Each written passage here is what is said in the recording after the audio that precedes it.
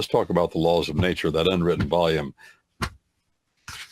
We left off last time in the Catechism of Stansbury, Arthur Stansbury, published 1828, the same year that Noah Webster published his Dictionary of the English Tongue, with the purpose of using the Bible's definition for all words. Well, there are words in there that are not in the Bible, but still the concepts were all revolving around the Bible's words. Question 24 of Stansbury's Catechism on the U.S. Constitution. I was going to say a common law document, but there was another word I was going to grab there. A document of due process, which is our common law.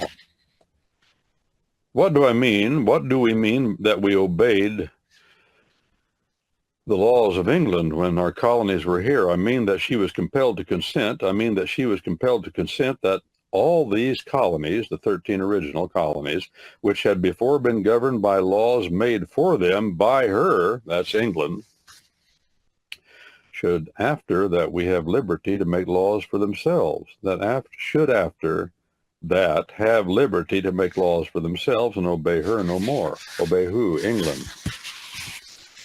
Well, England is a common law country like us. All we wanted was our common law back.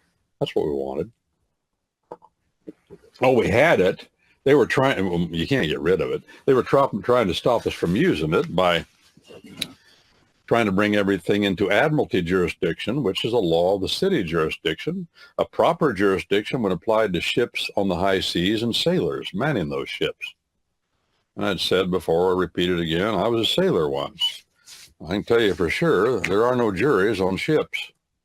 No, there's just a government by a single will. He's called the old man, the captain of the vessel. He's just between you and God, and that's it.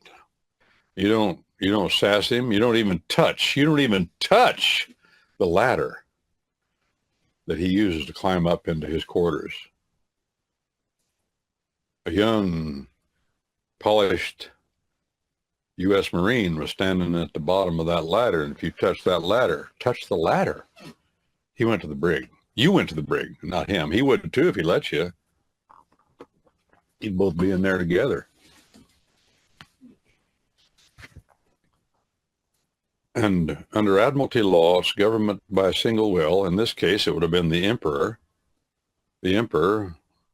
of the colonies, who was king in England.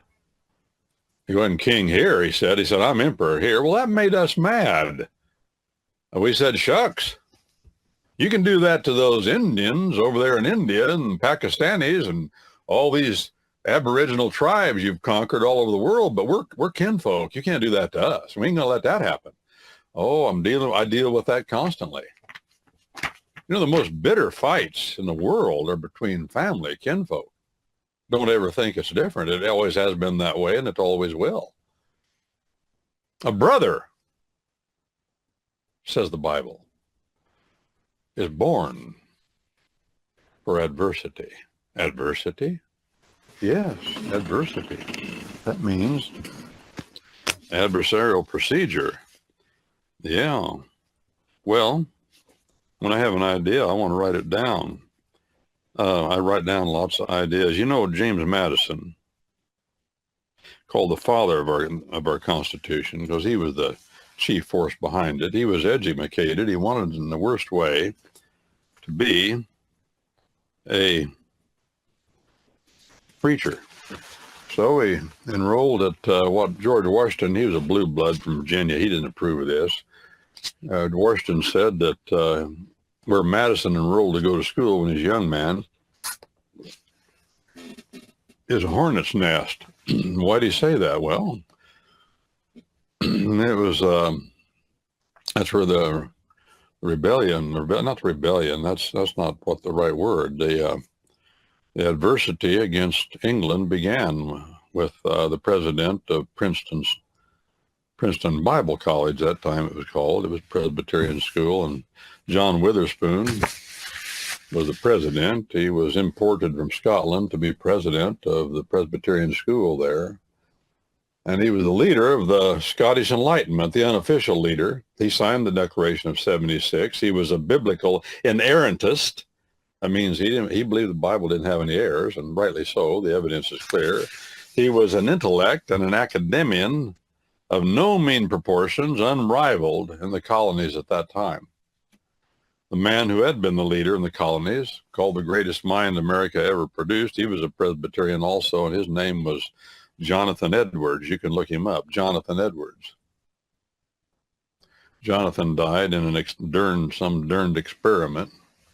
Just like the derned experiment, they tried to use us as guinea pigs here a couple of years ago with COVID. They had an experiment going back there with a vaccine, the first vaccine ever invented, probably a vaccine against smallpox. They didn't know how to administer it. Of course, they didn't test it, and he volunteered to take it and killed him. He got the smallpox and it killed him. That's what happened. Well, getting back to the point here, these colonies were common law colonies. And they got tired of the King of England trying to infuse admiralty jurisdiction, martial law by quartering soldiers in their homes. What does that do? That brings in martial law. You got a soldier there, he's governed by martial law. What is that? That's the law of the city. The law of the city versus the law of the land. Well, that's what they were trying to do, bring this martial kind of law. And thirdly, they sent bureaucrats in. Bureaucrats, that's administrative law is martial law, martial kind of a law, ruled by a single will. And finally, the fourth kind of martial law, all four of them are mentioned in our Declaration of 76 because that's what England was trying to do. The fourth kind of martial law was the canon law of the Church of Rome. And they said, you're trying to infuse that into these colonies. That's the law of the city. Parliament extended the boundary of Quebec at the behest of those Roman Catholic French-speaking people up there. They wanted all that land back. They said, we got there first. We speak French. We went into the Midwest first as trappers. All those towns down there along the Wabash River where I'm from, and all the creeks where I'm from, and all the roads, and some of the towns have French names. Why? Because the French got there first, just like they got to Idaho and Montana first, and even Iowa up in the north. They trapping across there. You got Des Moines, Iowa. That means the monks. You got Coeur d'Alene, Idaho. Has something to do with the Coeur. That means heart.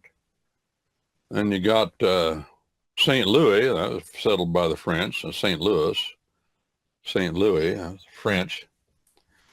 And you got St. Paul, Minnesota. That's all Frenchmen settled at sea. All these Roman church names, and then a lot of just French names put in there.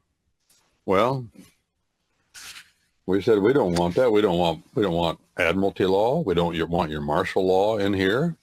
We don't want administrative law, and we don't want the canon civil laws of the Church of Rome. All four of those are fundamentally the same. Those are the four expressions of the law of the city in our country today. They have their rightful place, and they had their rightful place back then too. But the Americans said the rightful place is not here among us folk just living here. Keep that with armies on fields of battles, the martial law.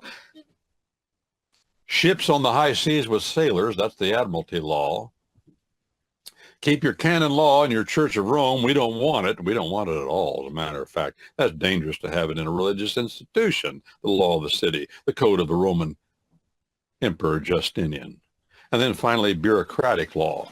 You have sent swarms, our Declaration of 76 says, you have sent swarms of bureaucrats. He calls them, what does he call them? Officials? No, what's the word there? It means bureaucrats. To eat out our substance. You've sent soldiers into our homes to live with us. That brings the martial law in. You have taken over our docks, our warehouses, and even sent soldiers into our homes, which is martial law, bringing, without a warrant, admiralty law to search out contraband that you say admiralty law extends into our homes and into the warehouses because there's contraband from the ships there. We said, no, There's no jury in any of that. There's no, hey, on a ship, I'm giving you personal testimony. If you're a sailor, there are no need for search warrants. If the old man wants to see what you got in your locker, he'll just go look. Send the master at arms or the Marines down there, and they'll bust it open if they got a lock on it. They don't need a warrant. Why? You're on a ship. You're on an airplane. They tell you to put on a mask. I used to tell people this. You're flying an airplane. They tell you to put on a mask. Put on a mask. Why? That's Admiralty jurisdiction. You didn't know that? No, I didn't know that. No, that's Admiralty jurisdiction. That means that the pilot, the captain of that craft, has plenary, draconian authority if he wants to use it. And if you disobey him or his officers, which are the stewards and the stewardesses, it's a federal crime. Did you know that? I asked pilots, did you know that? Well, I didn't understand it that way. I just knew that I was in command. But see, they don't see the difference between the law of the land and the law of the city. Oh, yeah, they understand. They're taught, I'm in command of this craft.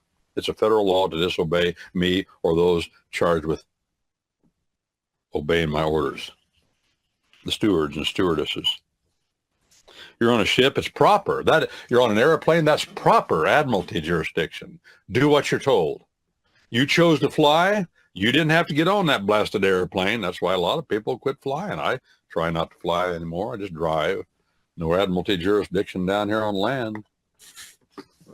There is up in the sky. That's law, my friends, always has been. Admiralty jurisdiction, the law of the city, in its four expressions, has its proper place. Well, when we speak of war, question number 25, when we speak of war, what do we call it? He said, we